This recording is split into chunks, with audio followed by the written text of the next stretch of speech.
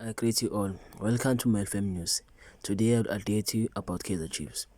Kaizer Chiefs are looking for the left back.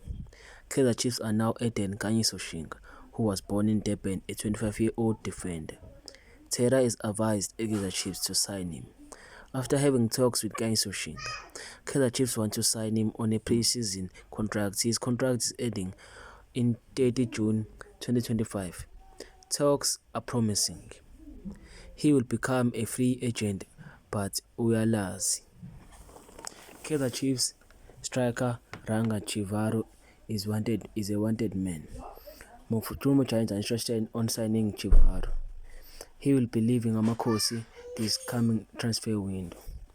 Kaizer Chiefs are monitoring Sposiso Sibane, the player sent to be a free agent in 30 June 2025.